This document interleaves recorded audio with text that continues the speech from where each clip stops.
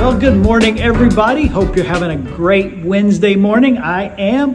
Have my cup of coffee here, especially on these last few mornings that have been a little cooler.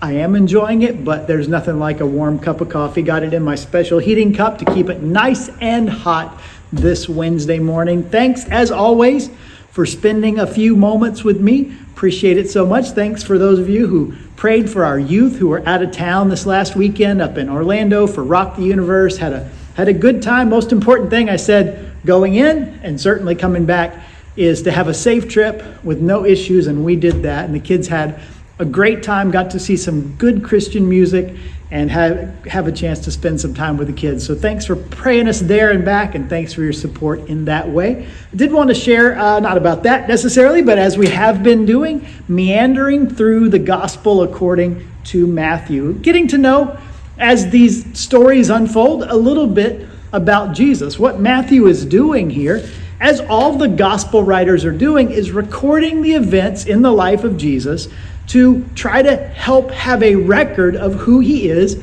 and what he did for a very specific reason. And that's because these gospel writers had come to believe that Jesus was the Messiah, the Savior. And so they put together their gospel for that purpose, to convince other people this person, this Jesus, is worth following, is worth believing. And we come to a really interesting story, a really key story in the life of Jesus that Matthew records here in chapter 8. And it's a remarkable one. If you remember last week, if you were with us as we talked about it, Jesus had been very busy after the Sermon on the Mount, traveling, healing. The demands of ministry, we might say, were getting to him. There was a lot going on. Jesus, being human, as much as we believe about him, he was very much a human being. And so he got tired. He needed to rest. And he said, earlier in the chapter, we talked about this last week, even with the people pressing in after the Sermon on the Mount and after some of his miracles, he was willing to get away. He wanted to get away. He wanted to cross over to get away from the crowds. But where we find him today is getting to do that. He convinces his disciples, and they finally get in a boat, and they're going to cross, it says, the lake. The Sea of Galilee, we usually call it. It's not a sea. It's not a saltwater body. It's a freshwater lake. Lake Gennesaret's another name for it, depending on translations or geography. You'll see that. That's where it is. If you go to Israel, it's in the northern part, north of Jerusalem. Very beautiful area. Much enjoyed my trip there a few years back. So sea and lake, don't get confused by those. That's what it means. It's the same body of water. The one that the disciples that Jesus called, many of them fishermen, made their living on. That's what they did. And so you would expect, if Jesus is surrounding himself with fishermen, they've got a boat, and when he needs to get away, they're going to get on that boat. We know a little bit about getting on the boat and getting away here in the Keys, and that's where we find Jesus in this instance. He gets on the boat to get away from the crowds. He must be exhausted because it tells us he falls asleep. He gets on the boat and falls asleep. I'm not so good at sleeping on any transportation, certainly not a boat, because that seems a little unstable, but Jesus does. Of course, while he's sleeping, something happens, namely, as is often the case in that part of the world, a storm comes up. The NIV says it's a furious storm, so that gives you an idea. The Greek word behind it is a pretty strong word. It has the idea that this is intense, and the description here that we have is the wind's blowing and the waves are kind of washing into the boat. If you've ever been out around here in the Keys on a boat in a big storm, you know it can be pretty frightening. I've never been really in a big one. I've been on some rough waters, but never in a big storm. For them, that's the case. And these seasoned fishermen in this storm, it must have been a doozy because they are afraid for their lives. They actually wake Jesus up and say, "We're going to drown." Now, how bad of a storm does it have to be if people whose livelihood depends on being on the water on their boat think they're about to die? It must have been quite the storm. And so they wake Jesus up. The storm didn't wake Jesus up, which is a whole remarkable thing there. But they wake Jesus up and ask him for his help because they're afraid for their lives. And it tells us here that Jesus gets up, he rises, and he speaks, or he rebukes the wind and the waves.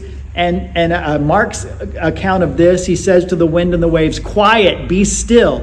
And immediately at his word, the wind and the waves calm down. They They don't just get a little less. The waves just aren't as high. No, it becomes flat calm, completely calm, the NIV translation.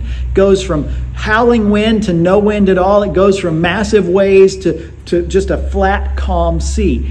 And the disciples with him, the men in this boat with him, are amazed. And this is what they say: "What kind of man is this? Even the wind and the waves obey him." Wow, that's a pretty remarkable thing. Now, what we need to remember, and this is a little bit of a different worldview. We're, kind of a modern scientific worldview. The biblical worldview, as it concerns water, seas, and storms, these are things in the Bible that are chaotic and destructive. For instance, when we go to the creation story, it talks about the Spirit of God hovering over the face of the deep. The idea of this deep water and the power that's in there. I have great respect for the power of water. If you're out on the water much as a fisherman or making your life out there as a sailor, you would have respect for the power of that water. And in the biblical mindset, water represents chaos and destruction. And in the Spirit of God hovering over the face of the deep, what does God do? He brings order into that chaos by creating dry land and putting that as the place where life begins to thrive. So God, even from the beginning, brings order into chaos. Job talks about God this way. He says, God is the one who sets the boundaries for the sea and oversees it. The idea being that God is the one who controls the chaos and the destruction of the sea. That when God steps in, that chaos and destruction has gone away. By the way, a little insight, there's this weird kind of thing that maybe you gloss over in the description of the new heaven and the new earth. And in that, toward the end of the scriptures, Revelation, one of the last chapters, they talk about the new heaven and the new earth, and it says there's no longer any sea. Does that mean there's no water in heaven? No, I don't think that's what it means. It's that symbol of chaos and destruction in the new heaven and the new earth. There's no longer chaos and destruction. So you can see throughout the scriptures, from creation to consummation, from Genesis to Revelation, the sea, or the waters and the storms, are a picture for these people of chaos and destruction. And God is the only one that can step in and order that chaos and destruction, or control it, set its boundaries, and calm it. And so here Matthew tells the story of Jesus giving us his humanity. He's tired. He's been working at his ministry. The demands of teaching and preaching and healing have got him. The crowds that have pressed in, he's tired. He needs to rest. We see his humanity, but we also see what? We also see his deity. That this Jesus can speak to the wind and the waves. He can speak to these agents of chaos and destruction, and immediately they're calm. There's only one person who can do that. There's only one person in the scriptural story who has the power over the wind and the waves, and that's God himself. And we see here these followers of Jesus being confronted, and Matthew telling us this story to make people read this story and go, wow, this Jesus, he's not anybody ordinary. There's something different about him. He is, in fact, the Messiah. He is, in fact, the God-man, that God has come to earth, that we see in him this divine nature that kind of sneaks out in this very chaotic situation, in this very deadly situation. And his disciples see this. What kind of man is this? Put another way, who is this Jesus? That is the question. That's the question Matthew and Mark and Luke and John are all asking us when we read their accounts of the life of Jesus to grapple with. Who is this Jesus? In fact, there's a section later in Matthew where Jesus asks his disciples, who do you say that I am? And that's the life-determining, eternity-determining question. What do you think about this Jesus? The Bible presents him in a way that leaves no doubt the writers that are relaying these episodes in his life, these events, these miracles, are saying this Jesus, the one who teaches with great authority like nobody else,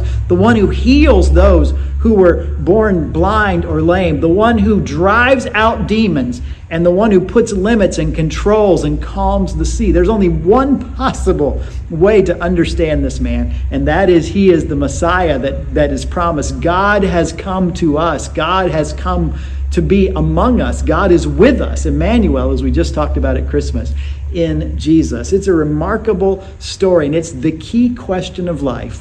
What do you think? Who do you think Jesus is? And I think the scriptures are clear, and my life has been based on the belief that Jesus is the God-man. Jesus is the Messiah. Jesus is the Savior, the one who in his death takes away my sin and provides by his resurrection my salvation and my hope. I hope that you know Jesus that way, because ultimately that's a question we all have to answer for ourselves. And I think that Matthew, we'll see in chapter 9, that might be one of the things that we'll get to pretty soon, is to see Matthew's leaving his life behind, because Matthew decides, hey, this Jesus, Matthew's not a disciple at this point. He's going to join him a little bit later. This Jesus is worth following. This Jesus is who he says he is. And so why do we exist as a church? Because we want you to get to know Jesus. We want you to know that Jesus is the God-man. Jesus is God that became flesh. He is the Savior. He is the Messiah. And if you place your faith in him, you can receive salvation. And in some ways, we could even say of the chaos of our life that stretches out into eternity, God, through Jesus, brings some order to it by his forgiveness and grace. We hope you know that Jesus. If you don't, we'd love to help you get to know him better. That's why we gather together, whether it's Sunday mornings at 9 or whether we do these little coffee with PC chats every week. It's just a chance to think about who Jesus is, what he has done, and what difference does that make for you. As always, if you have questions about the Bible or about Jesus and who he is, or maybe you want to know more about how you can place your faith in Jesus, we welcome you. Reach out. You can make a comment on this video. You can send me an email on our website, fbckl.com. You can find my email and send it to me. You can call the church office. I would welcome the opportunity to help you get to know the love and grace of God expressed perfectly through Jesus, that even the winds and the waves obey him. There's only one person that does that, and that's what Matthew wants us to know. Well, hey, I got some things to do today. I'm sure you do. I'm going to finish these last, there's really not much left in there, to be honest. Maybe I'll have a fourth cup today. Is it a 4-cup Wednesday? I'll let you know if that's the case. And so I'll leave that with you. I hope you have a great day. Love to have you join us. Love to have you reach out and contact and have those discussions about the goodness of God through the gift of his son, Jesus. So I'll leave that with you and say, have a great week.